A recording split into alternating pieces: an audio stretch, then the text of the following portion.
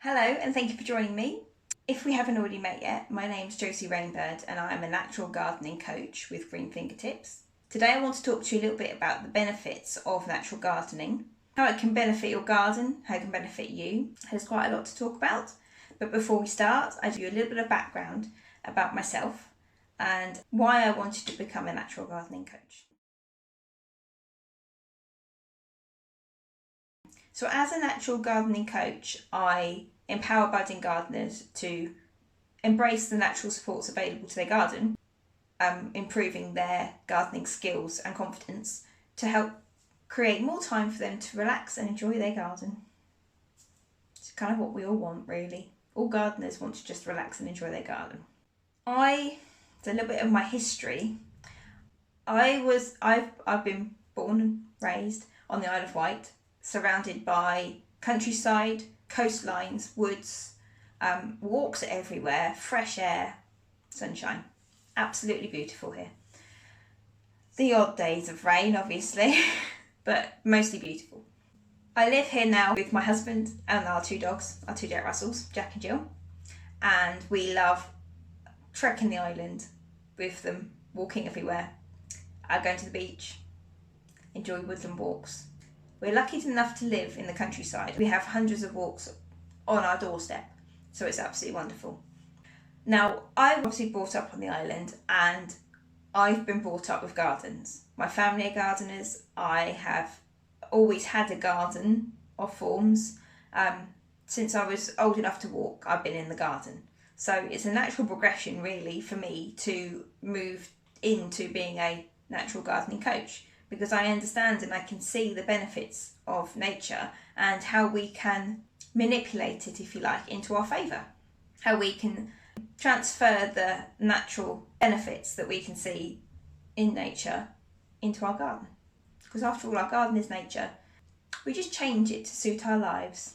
Obviously, growing up, when I left school, I went on to study various forms of horticulture, professional coaching.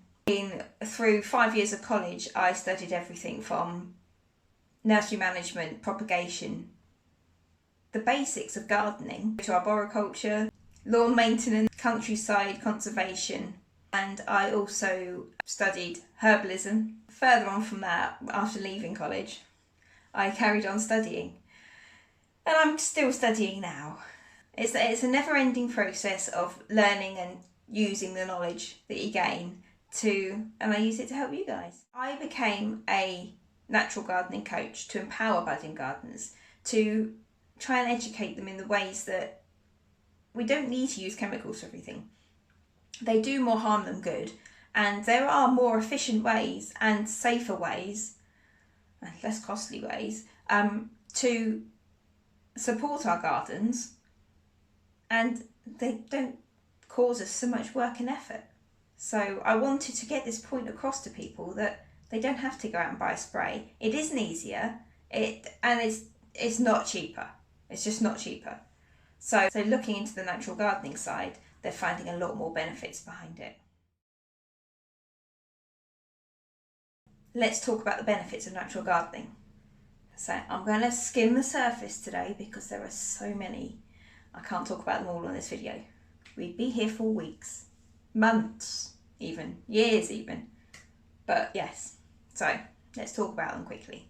So natural gardening as an overall supports the overall health of the garden, supports your plants, supports the ecosystem, it growing and living in your garden, the insects, the wildlife, things that all go together to help support your garden. When we garden naturally, i.e. no chemicals, no residue left in the soil, no aggressive techniques, things like that. By not using these methods, we are supporting the ecosystem in our garden, which then leads to supporting the overall health of the garden.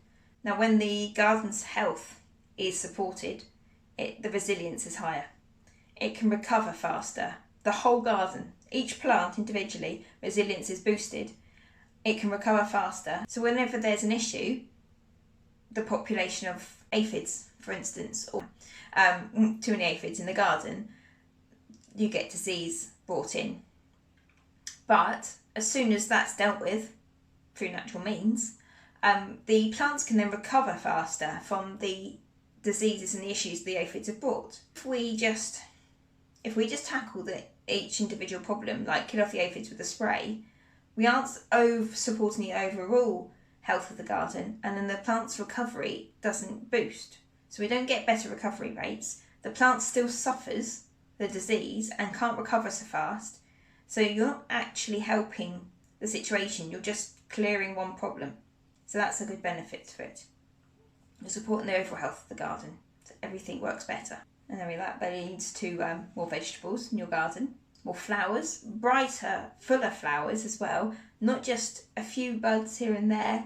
The plants flower stronger and for longer as well, which is what we want. So when we promote the overall health of the garden, if you like, we also promote and attract more insects into our garden, which again is part of the ecosystem of the garden, and they are here to support our plants, the nature in our garden. They all work together, they support each other. So by encouraging more insects in and looking after them, by not spraying them off with chemicals, etc., or using one chemical to spray off one type of bug that we know is causing damage and it kills off a series of other bugs, we are then encouraging in pollinators, and we are encouraging in all the beneficial insects as well that do a lot more good for our garden than harm. So we've got the ladybirds and the hoverflies that eat the aphids that are on our plants that we're not spraying off.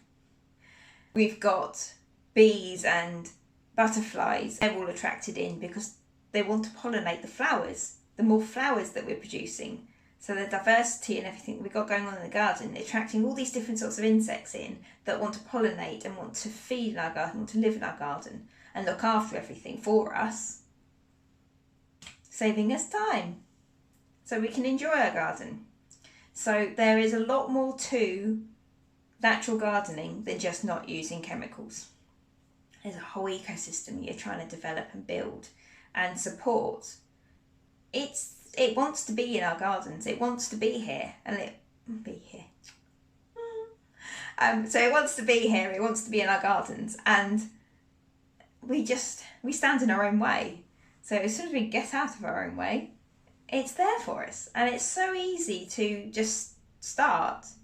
You know, you can start with a corner of your garden. No mow May, for instance, not mowing your lawn and seeing the flowers that come up. The difference that makes into your garden, just for 1 month of not mowing your lawn, you could attract thousands of new insects into your garden, depending on the side of the lawn, obviously, but the big difference that makes is amazing. So you can just pick a little corner of your garden and just let it go wild. Let all the little flowers grow, and then if you want to incorporate new flowers and things into it, if you want some wildflowers, just sprinkle some seed down in the grass, and then over the seasons that will sprout, and then they'll self-seed and new things will grow, attracting new insects in. So it's really easy to start. It really is. You just have to leave an area alone. Don't do anything to it. You don't mow it, you don't spray it with anything. Stop using chemicals in the garden straight away. That's going to help. Yes, so it's so easy just to start and to grow from there. You can literally do it a step at a time, and you'll start to see the benefits. So leading on from that, I have some easy changes you can make in your garden to help you start to support your garden naturally.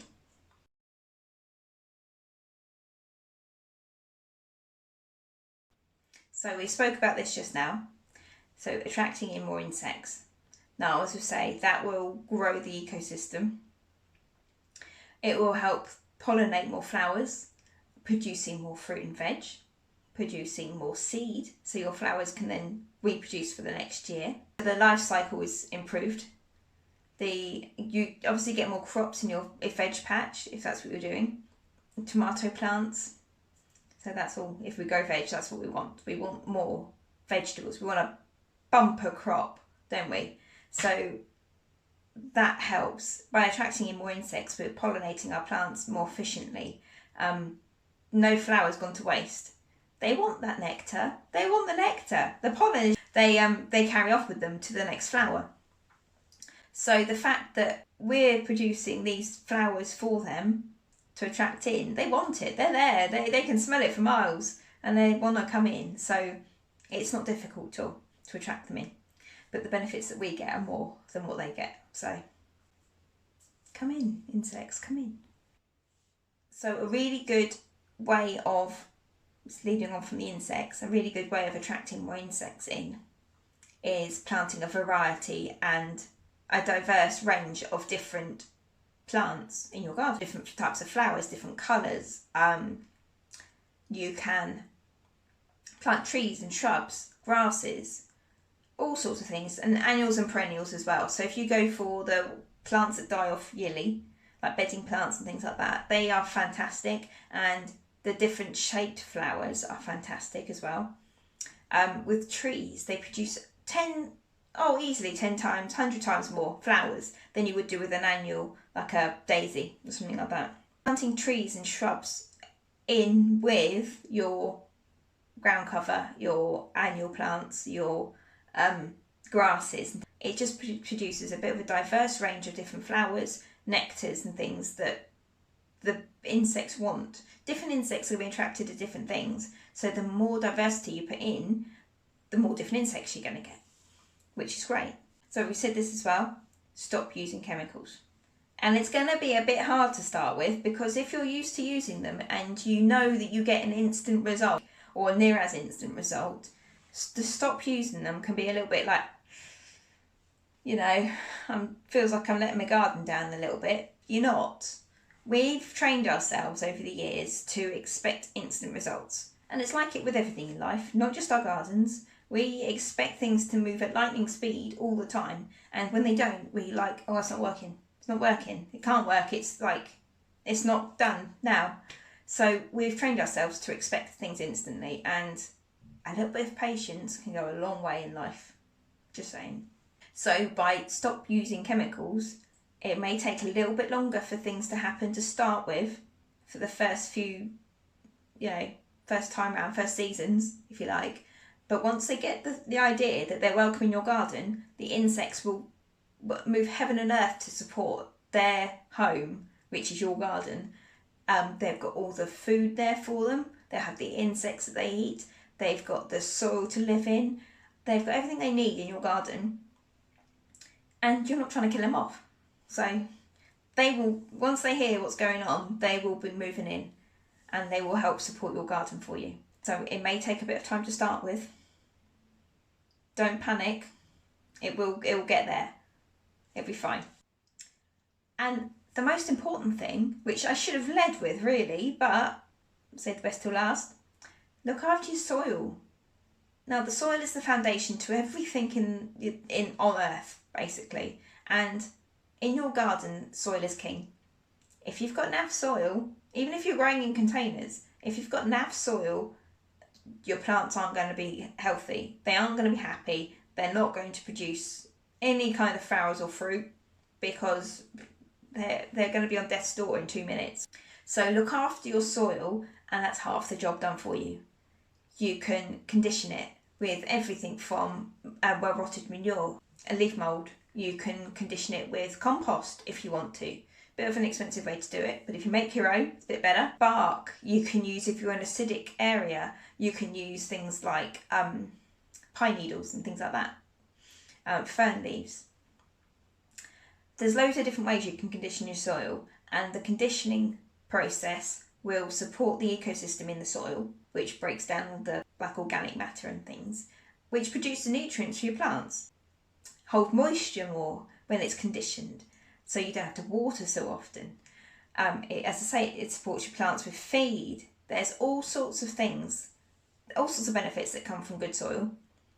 And one of the biggest ones is it saves you time and effort. So if your soil is good, you don't have to look after your plants half as much. So tell me that's not a benefit. So now I've done several blogs about looking after your soil and attracting insects into your garden. I've done some videos as well. I will link below as well, so you can check the videos and check the blogs out and things. And I'll put a link to my YouTube channel below as well, so you can read all of those so you can see all those videos and get all the information you need. So I want to talk to you now about the Gardeners membership. One of the ways you can work with me is my monthly membership. So in the membership, I provide monthly workshops to grow your gardening skills and confidence. I provide online resources and guides to match the workshops that we're doing. So it makes it easier. Although there's live training involved in the workshops, you can then download the guides and read them at your leisure. You can print them, download them, keep them, they're yours, that's it. Often have videos in them as well, so you can download them and watch the videos at your leisure. They're an accompanying resource to go with the workshops. We have the workshops, we have the guides to go with the workshops. These are all taking place in our members only social group. So that's on Facebook.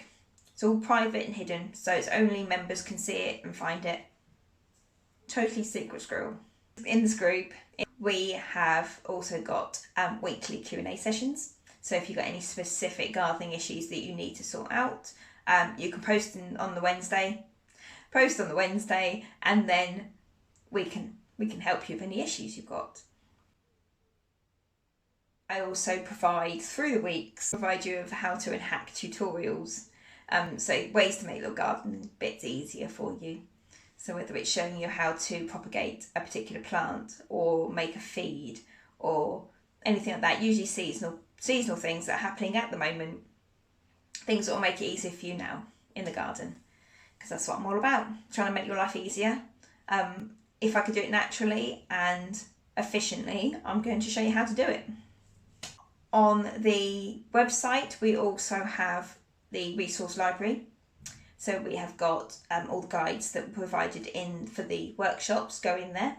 We have got other guides in there as well that I've made. I've also got the page for printables and things. So we've got planner guides, we've got seed logs, plant logs, things like that, just to make you a bit more organised in the garden. So you can write down what you've grown in the year, where you've grown them in the garden as well. Because so many times I have planted bulbs, sown seeds and in containers and things, and I've forgotten to label where I've put things, and then I look at it and thinking, yeah, I have no idea what's in that pot. None at all. Until it comes up, I have no idea.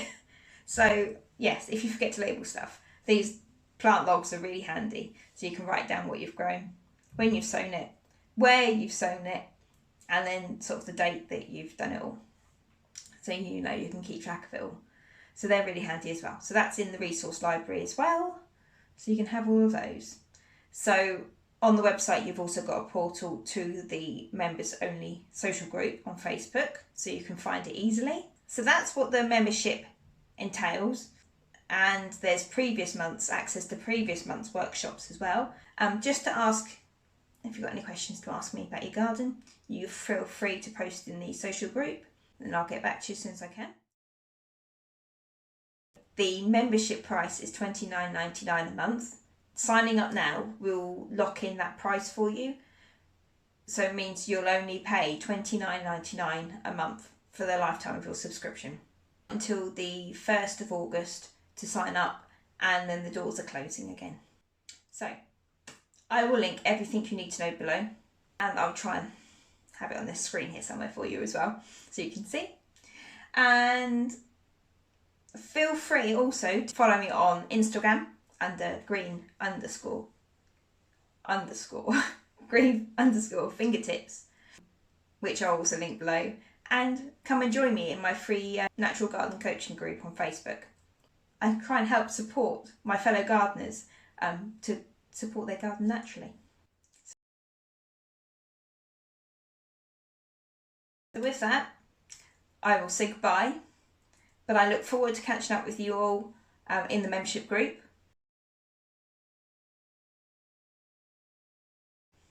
And if you've got any questions, as I say, feel free to email me, message me, find me on Instagram. I'm everywhere. You can find me where you like. But yeah, ask me questions, absolutely fine. Remember, sign up before the 1st of August and you can sign up and lock in your price for the lifetime of your subscription. Lovely. And I will see you all very soon. See you later. Bye bye.